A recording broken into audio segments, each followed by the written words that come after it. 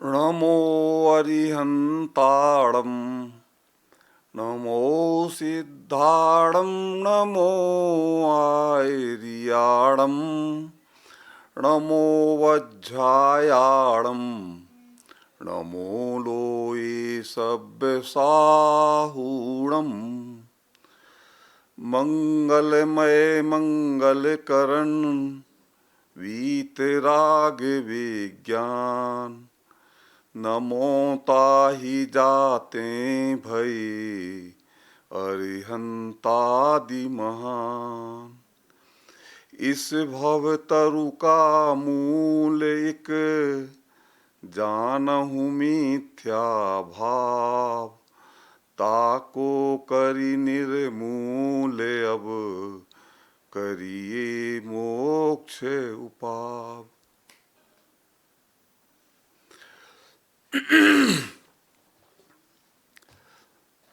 हम सभी मुमुक्षु कहलाते हैं। मुमुक्षु का तात्पर्य है मोक्ष के अभिलाषी। हम संसार में हैं और कुछ अपवादों की बात जाने दीजिए, उनकी मैं चर्चा नहीं करता। तो बाकी हम सभी लोग बादशाही गुणस्थान में हैं।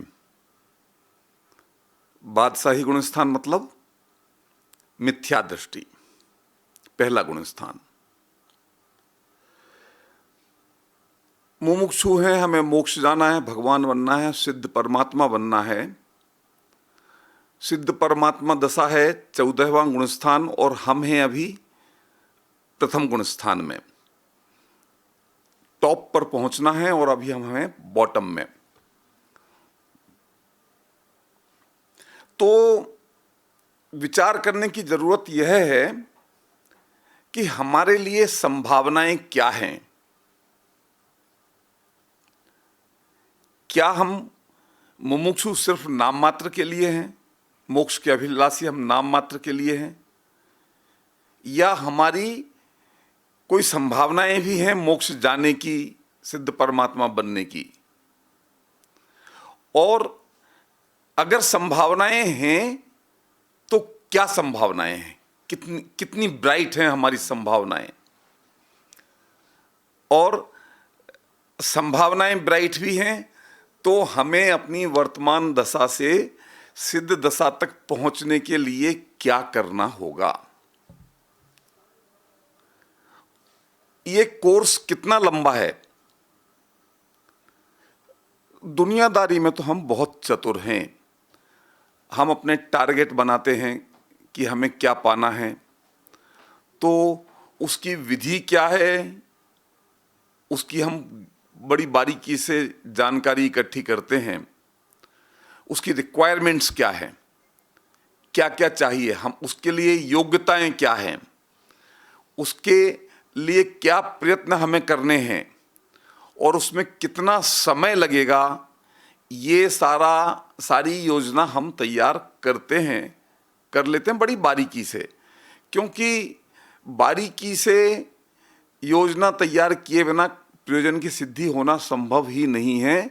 जिस पॉइंट को हम मिस कर गए, जिस तैयारी को हमने छोड़ दिया, बस वहीं हम अटक जाएंगे। तो हम मुमुक्षु हैं, मोक्ष जाना चाहते हैं, मोक्ष पाना चाहते हैं,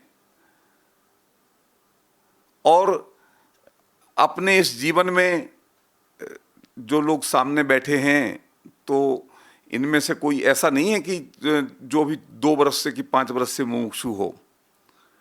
सबने अच्छा खासा समय तत्व अभ्यास की दिशा में व्यतीत किया है। तो हम कहां अटके हुए हैं, इसका हमें विचार करना है। सचमुच वे लोग तो धन्य हैं। मोक्ष तो इस काल में भरत क्षेत्र से होता नहीं है, परंतु महाव्रत धारण किए जा सकते हैं। और मैं कहता हूं कि वे लोग सचमुच धन्य हैं जिन्होंने महाव्रतों को धारण करने की का लक्ष्य अपने इस जीवन में बनाया है। कितना संभव है, क्या कर पाते हैं, ऐसे लोग बहुत थोड़े होंगे और उनकी चर्चा हम फिर कभी करेंगे। पर जो मुमुक्षु है उसका मैं मान करके चलता हूं कि कम से कम एक टारगेट तो इस जीवन में होगा कि यह देह छूटने से पहले एक बार सम्यक दर्शन की प्राप्ति तो हो जाए। हम मोक्ष ना पहुंचे पर मोक्ष मार्ग की शुरुआत तो हो जाए।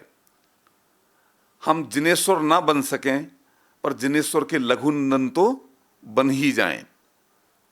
ये तो हमारा टारगेट सब मुमुक्षुओं का होता ही है। तो फिर देर किस बात की, चलिए हम शुरुआत करते हैं सम्यक दर्शन की प्राप्ति की। सम्यक दर्शन की प्राप्ति करनी है तो सम्यक दर्शन क्या है यह तो समझना होगा ना, ये तो जानना होगा ना। सचमुच बड़े आश्चर्य की बात है कि हमें सम्यक दर्शन पाना तो जरूर है, पर सम्यक दर्शन कैसा होता है, उसका स्वरूप क्या है, उसकी विधि क्या है, उसकी पात्रता क्या है, उसके बारे में हमें अभी तक हमारा दृष्टिकोण क्लियर नहीं है, असंदिग्ध नहीं है, संदेह से परे नहीं है। तरह तरह के भ्रम हमारे दिलो दिमाग में सम्यक दर्शन के बारे में हैं।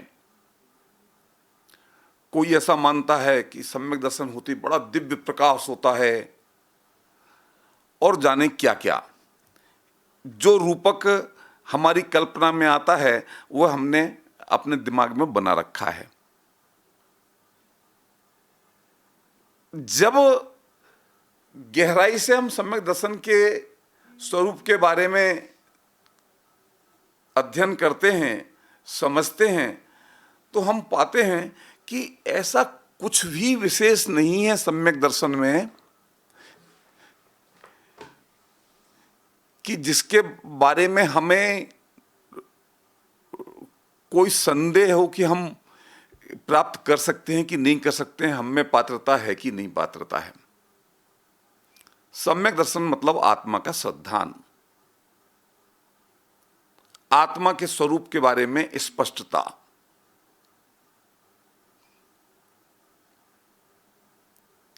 हम लोग मानते हैं कि सम्यक दर्शन आत्मानुभव की दशा में होता है और आत्मा उसमें प्रत्यक्ष दिखाई देता है। अरे अनुभव के आनंद की तो बात ही क्या है।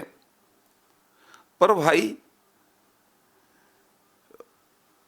हम सम्यक भगवान आत्मा के स्वरूप का जब से हमने तत्वाभ्यास करना शुरू किया है, हम भगवान आत्मा के स्वरूप का अध्ययन कर रहे हैं।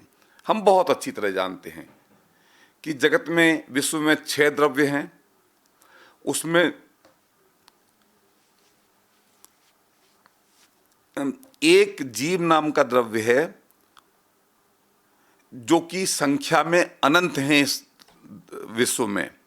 उनमें से मैं एक जीव द्रव्य हूं और मैं स्वयं अपने लिए जीव तत्व हूं और मुझ जीव द्रव्य में अनंत गुण हैं, जिसमें प्रमुख गुण हैं दर्शन, ज्ञान, चारित्र, सुख और वीर्य। ये सब गुण प्रमुख हैं और मैं सबसे पृथक हूं। मैं किसी से मिला जुला नहीं हूं। मैं अरस हूं, अरूपी हूं, अस्पर्शी हूं। पर द्रव्य मेरा कुछ कर नहीं सकता, मैं परद्रव्य का कुछ कर नहीं सकता, ऐसा स्वरूप हम अच्छी तरह जानते हैं। और हम सर्वज्ञता का स्वरूप भी जानते हैं और हम ये भी जानते हैं कि प्रत्येक द्रव्य की प्रत्येक पर्याय का परिणमन पूर्व निश्चित है कि कब कैसा परिणमन होना। ये इस तरह से हम आत्मा के स्वरूप के बारे में सैद्धांतिक तौर पर जानते हैं। उसकी चर्चा हम विस्तार से करते रहते हैं। इसलिए आत्मा के स्वरूप के बारे में हम अपरिचित नहीं हैं। परंतु निरंतर ये चर्चा करते करते हमें आनंद की अनुभूति नहीं होती है, हमें कुछ नयापन नहीं लगता है, उत्साह नहीं आता है, और उदासीन से बने हम आत्मा के स्वरूप के बारे में चर्चा करते रहते हैं और हम इंतजार करते रहते हैं कि कब हमें सम्यक दर्शन होगा और आत्मा के स्वरूप पर प्रकाश पड़ेगा। तो मैं सबसे पहले तो ये भ्रम दूर कर देना चाहता हूं कि सम्यक दर्शन की प्राप्ति होने पर अभी हमें जो ज्ञान प्राप्त है, आत्मा के बारे में जो जानकारी प्राप्त है, आत्मा का जो स्वरूप हम जानते और समझते हैं, इसमें सम्यक दर्शन की प्राप्ति होने के बाद में कोई भी परिवर्तन होने वाला नहीं है। इसलिए सम्यक दर्शन की प्राप्ति पर जो आनंद हमें मिल सकता है आत्मा के दर्शन करके, वह आनंद हमें आज ही मिलना चाहिए, आज ही मिल सके, ऐसी पात्रता हम में है, ऐसी स्थिति में हम हैं। क्यों, कैसे? पिछले शिविर में भी मैंने सम्यक दर्शन की प्राप्ति के बारे में चर्चा की थी और इस बात की चर्चा विस्तार से की थी कि सम्यक दर्शन की प्राप्ति 5 लब्धि पूर्वक होती है, और उस समय हम 2 लब्धियों की चर्चा कर पाए थे, क्षयोपशम लब्धि और विशुद्धि लब्धि।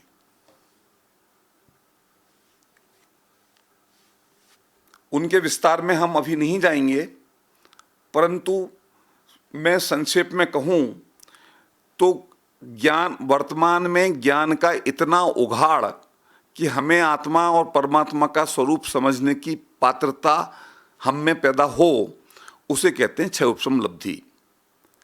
और वह क्षयोपशम एक 8 वर्ष के बालक में इतना क्षयोपशम होता है कि वह आत्मा के स्वरूप को समझ सकता है, और हम सभी 8 नहीं 60 पार कर चुके हैं।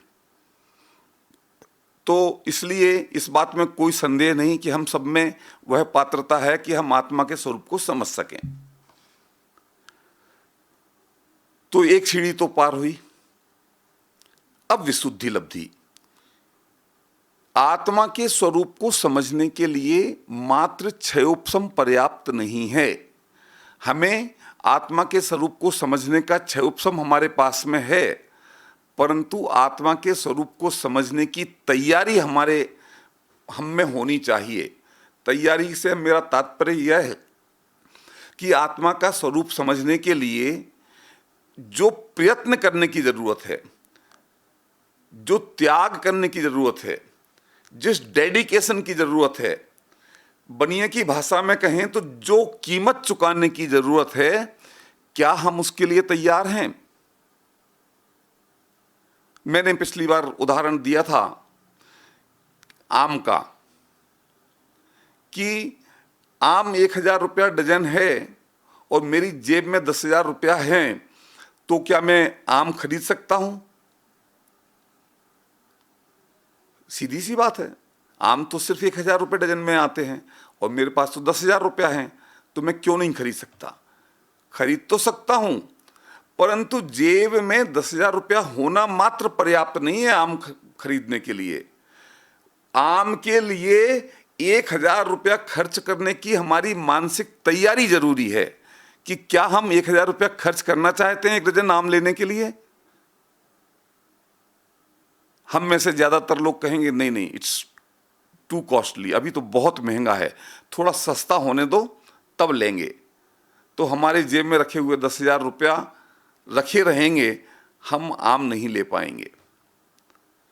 तो हमारे पास में क्षयोपशम ज्ञान है, आत्मा को समझने के लिए पर्याप्त है हम में योग्यता, पर हम क्यों नहीं हम आत्मा का स्वरूप समझ पा रहे हैं? सम्यक दर्शन पाने की योग्यता हम में पर्याप्त है, पर हम क्यों सम्यक दर्शन की प्राप्ति नहीं कर पा रहे हैं? क्योंकि सम्यक दर्शन की प्राप्ति के लिए जो कीमत चुकाने की जरूरत है, वो कीमत चुकाने के लिए हम तैयार नहीं हैं। क्या कीमत है? वो है सम्यक दर्शन की प्राप्ति की कीमत क्या है? सर्वस्व समर्पण। हमारे पास जो ज्ञान का क्षोभसम है और दिन में 24 घंटे का जो समय हमारे पास है, क्या वह हम सम्यक दर्शन की प्राप्ति के लिए समर्पित करने को तैयार हैं? क्या हमारे दिमाग में सम्यक दर्शन की इतनी महिमा है कि ठीक है, हमें तो मात्र सम्यक दर्शन चाहिए और कुछ नहीं चाहिए, और सम्यक दर्शन की प्राप्ति के लिए मैं अपना सर्वस्व समर्पण करने के लिए तैयार हूं। और सर्वस्व में मैं आपसे फिर कहूं कि धन दौलत समर्पित करने की जरूरत नहीं है। हमें सिर्फ हमारा समय, हमारा ध्यान वही समर्पित करना है। तो यूं तो सब लोग गर्दन हिलाते रहते हैं, परंतु अगर मैं कहूं कि ठीक है, आप सब तैयार हैं तो आ जाइए और कल से हम सम्यक दर्शन की प्राप्ति के काम में जुट जाते हैं, तब जब आने की बारी आएगी तो हम गंभीर हो जाएंगे। क्या करना पड़ेगा पंडित जी? अच्छा, तो फिर मैं ऑफिस नहीं जा सकता, अपनी दुकान पर नहीं जा सकता, धंधा व्यापार नहीं कर सकता, अपने परिवार के साथ घूमने नहीं जा सकता। क्या मैं सिर्फ स्वाध्याय ही स्वाध्याय करता रहूं? क्या मैं और कुछ ना करूं? और ऐसा तो मैं नहीं कर सकता हूं। ठीक है, आपको अगर 24 घंटे में से घंटे 2 घंटे का समय चाहिए तो मैं दे सकता हूं, परंतु इससे ज्यादा तो नहीं। मेरे ऊपर अभी जिम्मेदारियां बहुत हैं और फिर अभी मेरी उम्र ही क्या है। जिन लोगों को सम्यक दर्शन की इतनी जरूरत नहीं है, सम्यक दर्शन के बिना भी जिनका काम बखूबी चल रहा है और वे सम्यक दर्शन के लिए सर्वस्व समर्पण की कीमत चुकाने को तैयार नहीं है, उन्हें सम्यक दर्शन की प्राप्ति नहीं हो सकती। इसलिए ऐसा क्यों होता है?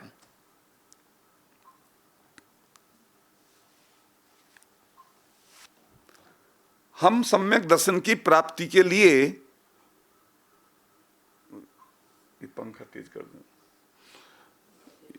सम्यक दर्शन की प्राप्ति के लिए हम सर्वस्व समर्पण क्यों नहीं करना चाहते? हम समर्पित किसके प्रति होते हैं? जहां हमें सुख दिखाई देता है उसके प्रति हम समर्पित होते हैं। जहां हमें सुख दिखाई देता है हम उसकी ओर दौड़ते हैं। यदि सचमुच हमें सम्यक दर्शन में सुख दिखाई देता हो, आत्मा का स्वरूप जानने और समझने में सुख दिखाई देता हो, तो हम इसके प्रति समर्पित ना हो जाएं, ऐसा हो नहीं सकता है। परंतु यदि हम नहीं होना चाहते हैं समर्पित, इसका साफ मतलब यह है कि हमें इसमें सुख दिखाई नहीं देता है और जगत की उन दूसरी सारी गतिविधियों में और क्रियाकलापों में हमें सुख दिखाई देता है जिनमें हम व्यस्त हैं और जिस कारण से हम इसमें समय नहीं दे सकते।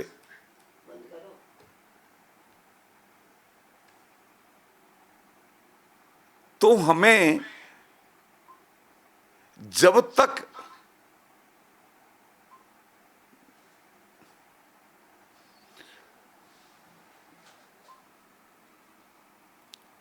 तक हमें पर पदार्थों में सुख बुद्धि रहेगी और आत्मा में सुख दिखाई नहीं देगा, तब तक हम सर्वस्व समर्पण की कीमत चुकाने को तैयार नहीं होंगे, और उसी का नाम है विशुद्धि का अभाव। जब हम इस निष्कर्ष पर पहुंचे कि संसार की किसी भी अन्य वस्तु में सुख नहीं है, किसी भी संयोग में सुख नहीं है और सुख मात्र मेरी आत्मा में है, तब हम सब ओर से ध्यान हटाकर अपनी आत्मा पर ध्यान केंद्रित करेंगे और तब आत्मा के स्वरूप को जानने की कोशिश करेंगे, जिनवाणी का पठन पाठन करेंगे, संतों की बात हम सुनेंगे आत्मा के स्वरूप के बारे में। हमारे इसलिए क्षयोपशम होने के साथ साथ उसका नाम है विशुद्धि। जो हमें पर पदार्थों में इष्ट अनिष्टपना की कल्पना है वो खत्म हुई, पर पदार्थों में सुख बुद्धि खत्म हुई, आत्मा में सुख बुद्धि जागी, तो आत्मा को जानने की जिज्ञासा जागृत हुई और हमारी कसाएं मंद हुई। जो पर पदार्थों की चाहत थी वो कसाय है, और जब हमारी पर पदार्थों को पाने की चाहत, उसकी सुख बुद्धि खत्म हुई, तो हमें अंतरंग में कसायों की मंदता होगी और आत्मा को जानने की जिज्ञासा हमारे अंदर उत्पन्न होगी, और आत्मा को जानने और समझने के लिए हम कुछ भी करने को तैयार हो जाएंगे। उसका नाम है विशुद्धि लब्धि। और जब ये विशुद्धि हमारे अंदर उत्पन्न हो गई, तब नंबर आता है देशना लब्धि का। देशना दो बातें हैं। सम्यक दर्शन की प्राप्ति में तो सीधे ज्ञानी गुरु का उपदेश ही निमित्त होता है। ज्ञानी गुरु के माध्यम से उपदेश मिले बिना सम्यक दर्शन की प्राप्ति नहीं हो सकती। तो हम यहाँ पर अटक सकते हैं कि भाई अब हम ज्ञानी गुरु कहाँ से लाएं। इस क्षेत्र में और इस काल में वर्तमान में हमें कोई ज्ञानी गुरु तो दिखाई देता नहीं है, और अगर ऐसा नहीं है तो फिर अब इस जन्म में तो हमारे सम्यक दर्शन प्राप्ति की कोई संभावना रहती नहीं है। पर भाई, न तो तुझे इस बात की चिंता करने की जरूरत है और न इस बहाने अटक जाने की जरूरत है, क्योंकि तू तो अपना काम कर और वस्तु का स्वरूप अपना काम करेगा। सम्यक दर्शन भी दो तरह का होता है, एक निसर्गज और दूसरा अधिगमज। अधिगमज सम्यक दर्शन तो वह है कि वर्तमान में साक्षात गुरु से हमें उपदेश मिले और उनके माध्यम से हम आत्मा के स्वरूप को जाने समझें, तो हमें सम्यक दर्शन की प्राप्ति हो। परंतु वर्तमान में अगर हमें ज्ञानी गुरु का समागम नहीं भी मिला है तो चिंता करने की कोई बात नहीं। अगर तू वर्तमान में अपनी आत्मा के स्वरूप का चिंतन करेगा, विचार करेगा, अध्ययन करेगा, तो पूर्व में किसी ज्ञानी गुरु के माध्यम से तुझे जो आत्मा का उपदेश मिला होगा वह तेरे सम्यक दर्शन में निमित्त हो जाएगा। तुझे आज स्मृति में नहीं है कि पूर्व में कभी मेरे ऐसा संयोग हुआ था क्या, परंतु वो संस्कार, और जब आज तुझे आत्मा का स्वरूप जानने की इतनी जिज्ञासा उत्पन्न हुई है, इतनी रुचि उत्पन्न हुई है, तो ये मान करके चल कि तेरे पास पूर्व का संस्कार तो है, इसलिए निराश होने की जरूरत नहीं है, ये मानकर अटक जाने की जरूरत नहीं है। तो जब ज्ञानी गुरु की जरूरत नहीं रही, वर्तमान में हम उनके मुहताज नहीं हैं, तो भाई देशना की तो कमी इस काल में है नहीं, क्योंकि हमारे पास में अगर ज्ञानी गुरु की शर्त लगा देंगे तो मामला संदिग्ध हो सकता है और कठिन दिखाई दे सकता है। परंतु अगर वो शर्त हम ना रखें और हम ये मान करके चलें कि पूर्व में हमें देशना मिल चुकी है, हमें ज्ञानी गुरु का प्रत्यक्ष समागम मिला है, उनसे हमें उपदेश मिला है और वही संस्कार आज हमें इस क्षेत्र में आगे बढ़ा रहे हैं, तो वर्तमान में देशना की कमी नहीं है, क्योंकि हमारे पास में साक्षात तीर्थंकर परमात्मा की दिव्य धुनी में आत्मा और परमात्मा का जो स्वरूप आया है वह हमारे पास में विद्यमान है। सक्षम आचार्यों ने, दिगंबर भावलिंगी संतों ने परमागमों की रचना करके वह स्वरूप हमारे सामने रख दिया है। कुंदाचार्य जैसे भावलिंगी संत और उनके पंच परमागम हमारे पास में हैं। उन पंच परमागमों को आज की हमारी भाषा में समझने के लिए उनकी व्याख्या पूज्य गुरुदेव श्री के माध्यम से हमें मिली है, जिन्होंने कुंद आचार्य के हृदय को खोल करके रख दिया है। और वो बात कुंद के घर की नहीं है, क्योंकि कुंद भी कहते हैं कि मूल ग्रंथ कर्तारा श्री सर्वज्ञ देवा गणधर देवा प्रति गणधर देवा तेसाम वचनानुसारेण, कि ये जो ग्रंथ की मैं रचना कर रहा हूँ ये मेरे घर की बात नहीं है, ये तीर्थंकर भगवान की वाणी में आई है, गणधर देव की वाणी में आई, प्रति गणधर देव की वाणी में आई है, उनके वचन के अनुसार मैं इन ग्रंथों की रचना कर रहा हूँ। और तो क्या भाई साहब आप सिर्फ उनके कहने कई बातें ही इसमें रख रहे हो? तो वे कहते हैं नहीं, उनकी वाणी है और उन्हें मैंने अपने अनुभव से प्रमाण किया है, और मैं इन्हें अपने अनुभव से प्रमाण करके आपके सामने रख रहा हूं। इसलिए उनकी वैलिडिटी वही है कि ये जो बात मैंने रखी है ये तीर्थंकर परमात्मा की वाणी में भी ऐसी की ऐसी आई थी, और उसे मैंने आत्मा का स्वरूप तीर्थंकर भगवान की वाणी में जो आया था, मैंने अपने आत्मा के अनुभव से उसे प्रमाण कर लिया है और मैं आपके सामने रख रहा हूं। और फिर वे कहते हैं कि मैं तो अपने निज आत्मा के वैभव से इस बात को आपके सामने रख रहा हूं, इसलिए आप बिना प्रमाण करे इसे मत मान लेना कि आपने कर तो लिया, चेक कर लिया ना। हम कहते हैं ना, आपको मैं पेमेंट करता हूं तो मैं कहता हूं कि जरा गिन लीजिए, कहते हैं आपने गिन लिए बस हो गया, क्या जरूरत है। हाँ मैंने तो गिने हैं और मुझे पूरा विश्वास है, पर आप भी गिन लीजिए ताकि बात यहां खत्म हो जाए। कल को ये मामला खुला ना रहे कि कल आप आए कि साहब उसमें एक नोट कम था। आचार्य महोदय कहते हैं कि मैं अपने निजात्मा के वैभव से ये बात आपसे कह रहा हूं और आप अपने आत्मा के वैभव से उसे प्रमाण करके स्वीकार करना। तो दिव्य देशना तो हमें उपलब्ध है, उसकी चर्चा विस्तार से करने की आवश्यकता नहीं है। तो वो जो देशना उपलब्ध है और हमारे अंदर उसको समझने की योग्यता है, क्षयोपलब्धि है, और हमारी विशुद्धि का परिपाक हुआ है कि हम उसका अभ्यास करने, सुनने, समझने के लिए तैयार हो गए हैं। तो अब देर किस बात की है? ये देशना जो उपलब्ध है वो देशना लब्धि कैसे बनेगी, इसका क्रम बहुत लंबा है। मात्र जिनवाणी का सुन लेना पर्याप्त नहीं है, पढ़ लेना मात्र पर्याप्त नहीं है। मोक्ष मार्ग प्रकाशक में पंडित जी ने स्वाध्याय की विधि बताई है, देशना लब्धि की विधि बताई। आपको पता है देशना लब्धि कहां जाकर के पूरी होगी?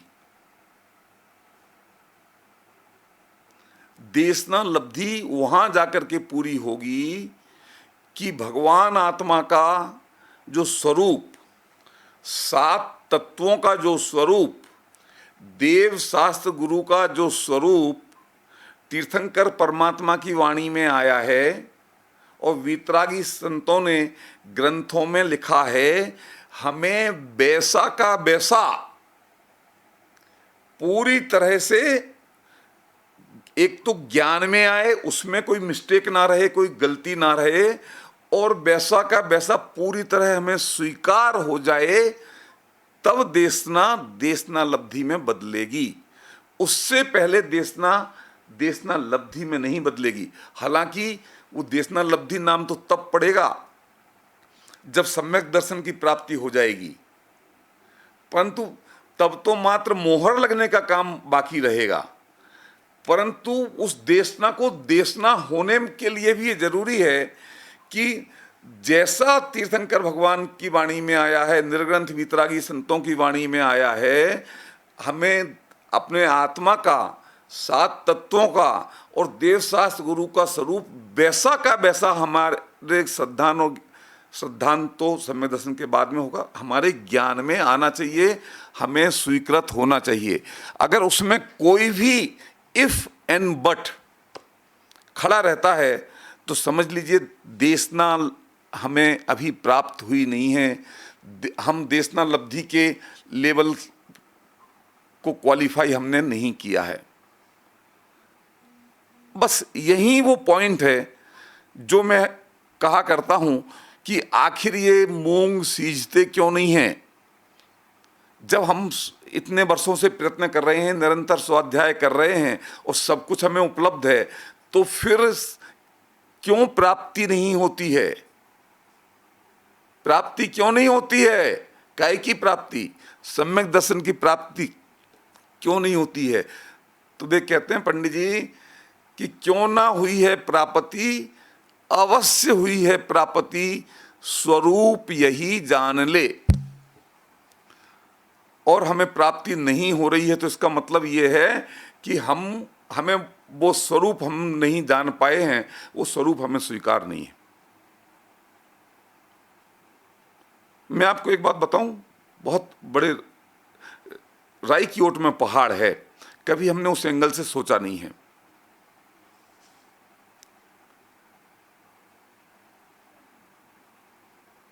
शास्त्रों में लिखा है कि पंचम काल के अंत तक दिगंबर भावलिंगी संत होंगे, और ऐसे संत होंगे, जरूर होंगे, परंतु अगर हमें उनके दर्शन नहीं हुए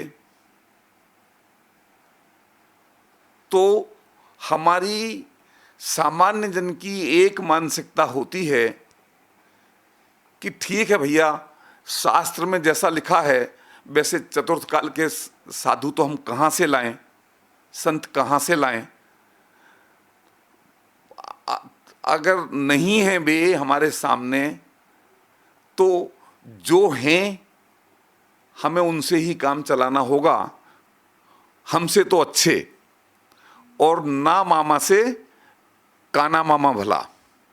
गुजराती में कहावत है कि मामा हो ही नहीं, इससे अच्छा कि काना मामा हो तो भी अच्छा, मामा तो है। क्या ये बात सही है?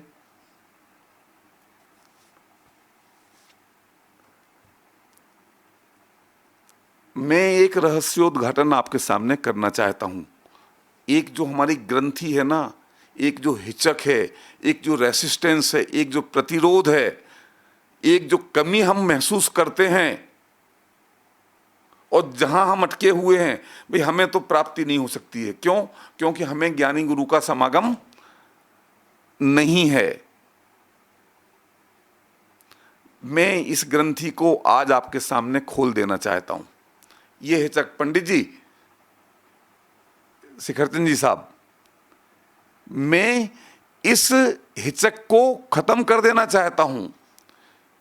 मैं ये रहस्योद्घाटन करना चाहता हूं कि हमारे सम्यक दर्शन की प्राप्ति के लिए, वो तो मैं, क्योंकि मैं पहले कह चुका हूं कि हम ये मान करके चलते हैं कि पूर्व में हम ज्ञानी गुरु से के समागम में इस बात को सुनकर के आए हैं, उसको कंसीडर करते हुए हमें वर्तमान में ज्ञानी गुरु का समागम, देव शास्त्र गुरु का समागम, सम्यक दर्शन की आवश्यकता नहीं है, पात्रता नहीं है, जरूरत नहीं है, नेसेसिटी नहीं है। सम्यक दर्शन की, अखिलेश जी, वर्तमान में किसी गुरु का होना हमारे सम्यक दर्शन की प्राप्ति के लिए जरूरी नहीं है। उनके स्वरूप को सही रूप से समझना सम्यक दर्शन की प्राप्ति के लिए जरूरी शर्त है। देव की का सानिध्य हो तो बहुत बढ़िया, ना हो तो कोई बात नहीं। गुरु का सानिध्य हो तो सोने में सुहागा, परंतु अगर गुरु का सानिध्य ना हो तो कोई बात नहीं। शास्त्र उपलब्ध हो तो कहने ही क्या, परंतु अगर शास्त्र भी उपलब्ध नहीं है तो कोई बात नहीं। उनका होना जरूरी नहीं है, उनका संयोग हमारे लिए जरूरी नहीं है, परंतु उनके स्वरूप की सच्ची समझ हमारे लिए जरूरी है। वे नहीं होंगे तो सम्यक दर्शन की प्राप्ति हो जाएगी, परंतु उनके सच्चा स्वरूप हमने नहीं समझा तो सम्यक दर्शन की प्राप्ति नहीं होगी। उनके स्वरूप के बारे में कोई भी विपरीतता अगर हमारे अंदर में रह गई तो सम्यक दर्शन की प्राप्ति नहीं होगी। इसलिए भैया, मामा नहीं है तो मामा के बिना काम चला लेना, परंतु गांव से काना मामा ला करके मामा बनाने की कोशिश मत करना।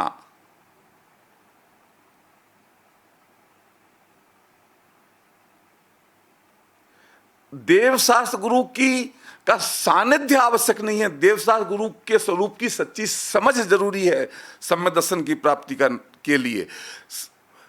अरे देवशास्त्र गुरु के सच्चे समझ का नाम ही सम्यक दर्शन है। समझ मतलब श्रद्धान पूर्वक। इसलिए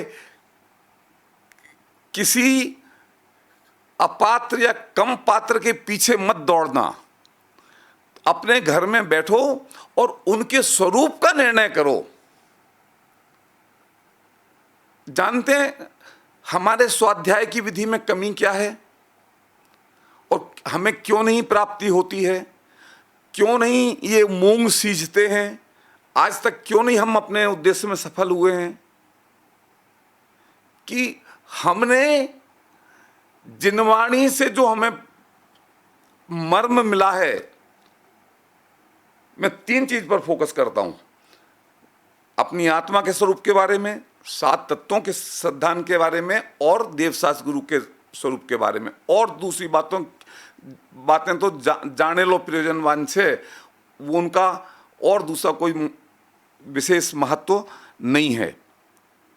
इन चीजों के बारे में जो स्वरूप हमें जिनवाणी में सुनने को मिला है, उसको हम वैसा का वैसा स्वीकार नहीं करते। उसमें हम मीन मेख करते हैं, उसमें हम अपनी 1.5 अक्ल लगाते हैं, उसमें हम कुछ ना कुछ परिवर्तन करना चाहते हैं। इस काल में ये संभव नहीं है, इस क्षेत्र में ये संभव नहीं है, ये बातें उस जमाने की हैं, उस जमाने की बात और थी, हमें युग के हिसाब से बदलना होगा। ऐसी ये जो हमारी विचारधारा है, ये हमें सफल नहीं होने देती। मैं एक बात पूछता हूं आपसे, आप स्टडी करते हैं कॉलेज में एक डिग्री की पाने के लिए, और उस डिग्री का एक निश्चित सिलेबस है। वो सिलेबस आपको पढ़ाया जाता है साल भर, और साल भर के अंत में उसकी परीक्षा होती है।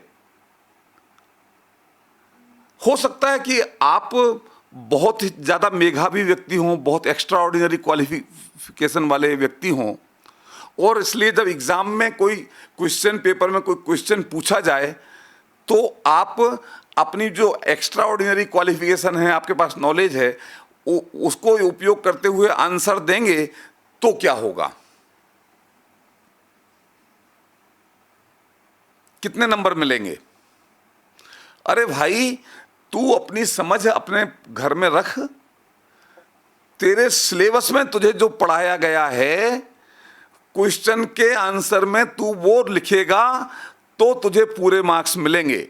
और अगर उसमें से तूने कुछ भी कि हाँ ठीक है, शास्त्र में तो ये पढ़ा है तो ये गया है, परंतु मैं इससे सहमत नहीं हूँ, ये तो ऐसा होना चाहिए, ये तो ऐसा होना चाहिए, और वैसे तो ये सिलेबस बनाया है ये भी डिफेक्टेड है, ये या तो बिलो स्टैंडर्ड है या ओवर स्टैंडर्ड है, ये सारी मीन में तू करेगा तो तेरी कहीं और उपयोगिता तेरी हो सकती है, परंतु यहाँ एग्जाम में तो तू फेल हो ही जाएगा। और देशनालब्धि का स्वरूप क्या है? मैं कह रहा था ना कि देशनालब्धि कहाँ जाकर के पूरी होती। देशना का स्वरूप किसी के मुख से उपदेश सुन लेना, उसी का नाम देशनालब्धि नहीं है, उसी का नाम देशना नहीं है। उसकी पूरी प्रक्रिया है कि पहले उपदेश सुनो, फिर उससे विचार करो, और विचार करने के बाद में अगर कहीं कोई संदेह होता है, कोई डाउट होता है, कोई क्वेश्चन अराइज होता है, तो फिर गुरु के पास में जाकर के उससे पूछो। गुरु का मतलब है जो विशेष ज्ञानी हैं हमसे, जिनके माध्यम से हमें उपदेश मिल रहा है, उनसे पूछो, और उन्होंने जो दिया है उस पर पुनर्विचार करो। फिर अपना तर्क और युक्ति लगाओ, और क्या अपने तर्क और युक्ति पर वो बात खरी उतरती है। और जब आप संतुष्ट हो जाएं कि हाँ ये बात सही है, तब उसे अपनी धारणा में ले लो, और फिर बाद में आप उसका दूसरों के सामने तत्वोपदेश करो। ये इसकी स्वाध्याय की पूरी प्रक्रिया है। बांचना, प्रक्षना, पहले पढ़ो, फिर पढ़ो और सुनो, दोनों बातें आ गई। और उसके बाद में अगर कोई डाउट है, कोई सवाल है तो पूछो। फिर अनुप्रेक्षा, जब जो जवाब मिला उसको, उस पर आप गंभीरता से विचार करो, तर्क और युक्ति अपनी उसके ऊपर अप्लाई करो, और जब उसमें वो खरी उतर गई तो उसे अपनी धारणा ज्ञान में ले लो, आमनाए, और फिर आप तत्वोपदेश करो। वो बात को जो आपने सुनी है, वो दूसरों के कल्याण के लिए उनके सामने रखो। ये है देशनालब्धि की पूरी प्रक्रिया, और इसमें संदेह को कोई स्थान नहीं है, न तो संदेह को स्थान, आपको हमें कोई संदेह नहीं है। हमें आप कहते हैं कि 2 और 2 4 होते हैं, और मैं मानता हूं कि 2 और 2 5 होते हैं। मैंने 10 दफे ट्राई कर लिया, पर 2 और 2 का निष्कर्ष मेरा 5 ही आ रहा है। और आप कह रहे हो ना कि इसमें संदेह के लिए कोई स्थान नहीं है, संदेह नहीं होना चाहिए। हाँ, तो मैं कह रहा हूं कि मुझे इसमें कोई संदेह नहीं है कि 2 और 2 5 ही होते हैं। तेरा काम होने वाला नहीं है। संदेह को स्थान नहीं है का मतलब यह है कि जो बात जिनवाणी में कही गई है उसमें तुझे कोई संदेह नहीं होना चाहिए। तेरी मान्यता क्या है, तेरा लॉजिक क्या कहता है, तेरा परसेप्शन क्या कहता है, उसमें तू कितना निसंक है, उस निसंकता की हमें जरूरत नहीं है। उसमें तो शंका डालनी है हमें। जो अनादि का तेरा अज्ञान है, जिससे तू एकदम दृढ़ होकर के बैठा है, उसे तो हमें खंडित करना है, उसमें तो शंका पैदा करनी है। निसंक होना है कहाँ?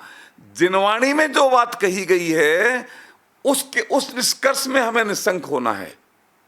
जब तक उसमें कोई भी कमी, अरे क्या फर्क पड़ता है, मैं तो भगवान आत्मा हूं, अनंत गुणों का स्वामी हूं, और मुझे मोक्ष जाना है, मुझे सिद्ध परमात्मा बनना है, ये शरीर तो पर पदार्थ है, और ये कुर्ता, ये वस्त्र तो पर पदार्थ हैं। ये वस्त्र जगत में इनका अस्तित्व है। अब ये वस्त्र अलमारी में टंगे या मेरे शरीर पर टंगे, इससे क्या फर्क पड़ता है? जब अलमारी में कहीं पर रखे हुए वस्त्र मेरा मोक्ष नहीं रोक सकते, तो मेरे शरीर पर भी टंगे हुए वस्त्र मेरा मोक्ष कैसे रोक पाएंगे? ये बात तो मुझे समझ में नहीं आती। मुझे और सब बातें समझ में आती हैं, परंतु ये इसके नग्नत्व की क्या जरूरत है? अरे एक रुमाल, अगर एक तिनका अगर शरीर पर हो गया तो उससे ये मेरे सारे अनंत गुण एक तरफ रखे रह जाएंगे, मेरे सारे जीवन की साधना एक तरफ रखी रह जाएगी, और मेरा मोक्ष रुक जाएगा। ये बात मुझे समझ में नहीं आती समझ में। तो ठीक है, संसार में तेरे लिए अभी, मोक्ष में तेरे लिए जगह नहीं है, ये तो समझना पड़ेगा तुझे। हाँ, वो एक धागा तेरा मोक्ष कैसे रोक सकता है, ये बात तुझे समझनी पड़ेगी, स्वीकार करनी पड़ेगी, तभी वो देशना कहलाएगी। तब तक देशना नहीं है। हमारी तकलीफ यही है, हम अपनी 1.5 अक्ल लगाए बिना नहीं मानते। हम जिनवाणी की बात को जैसी है वैसी की वैसी स्वीकार नहीं करते हैं। उसमें हम अपनी, होना तो ये चाहिए, जैसे कि केमिस्ट्री लैब में आप काम करते हैं, प्रयोग करते हैं, तो किताब में लिखा हुआ है कि इस केमिकल को इस केमिकल में मिक्स करेंगे, इतने टेम्परेचर पर आप बॉईल करेंगे तो इसका ये रिएक्शन होगा और फाइनली ये उत्पाद निकलेगा। तो ये निष्कर्ष पहले निकला हुआ है, लोगों ने अनेकों बार प्रयोग करके ये निष्कर्ष निकाला है, और वो निष्कर्ष किताब में लिखा हुआ है, वो किताब में तूने पढ़ा है, और तुझे जो प्रयोग करने के लिए दिया है वो इसलिए नहीं दिया है, तुझसे प्रयोग करने के लिए तुझे इसलिए नहीं कहा है कि अब तू उसमें कोई नई शोध खोज करके, अभी तो तू विद्यार्थी है, तू उसमें नई शोध खोज करके कुछ नया ज्ञान हमारे सामने रखे, इसके लिए तुझे यहां खड़ा नहीं किया है। तुझे तो अब प्रयोग करके अब वो निष्कर्ष पर पहुंचना है जो निष्कर्ष उस किताब में लिखा हुआ है। जब तू उस निष्कर्ष पर पहुंचेगा तब तेरा निष्कर्ष सही है, और वो निष्कर्ष तुझे सम्यक दर्शन, तुझे पास होने, तब तू पास हो जाएगा।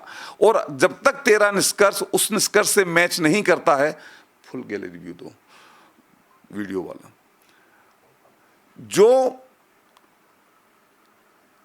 जब तक तेरा निष्कर्ष किताब में लिखे हुए निष्कर्ष से मैच नहीं करता है, तब तक तू क्वालिफाइड नहीं है, तेरे प्रयोग में कोई ना कोई कमी है। तो विधि तो यह होनी चाहिए कि हम तब तक प्रयत्न करें जब तक कि हमारा निष्कर्ष किताब में लिखे हुए निष्कर्ष से मैच ना हो जाए। और हम क्या करते हैं कि हम बाहर आकर घोषणा करते हैं कि मैंने एक नई शोध की है, नई रिसर्च की है, जो किताब में लिखी है वो बात सही नहीं है और ये सही है। जा, तेरा कल्याण, तू इस एग्जाम में पास नहीं होगा।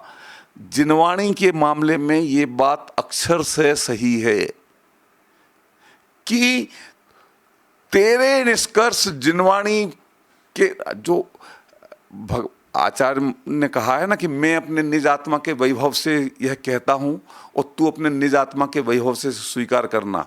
उसका मतलब ये नहीं है कि तू 1.5 अक्कल लगाना और इसमें करेक्शन कर देना कि नहीं मुझे ये बात नहीं जचती है और ये बात मुझे तो ऐसी लगती है, तो तेरा कल्याण होने वाला नहीं है। तू तब तक अपना तर्क और युक्ति उस पर आजमाता रहे जब तक कि तेरे निष्कर्ष उससे मैच नहीं हो जाएंगे। तो तू समझ ले कि तूने देशना को धारण किया है। अब आप अपने आप को इस कसौटी पर कस करके देखें कि क्या हमने ऐसा किया है, क्या हम जिनवाणी में जो बात कही गई है उन निष्कर्षों से 100% सहमत हैं बिना किसी इफ एंड बट के। तो हमें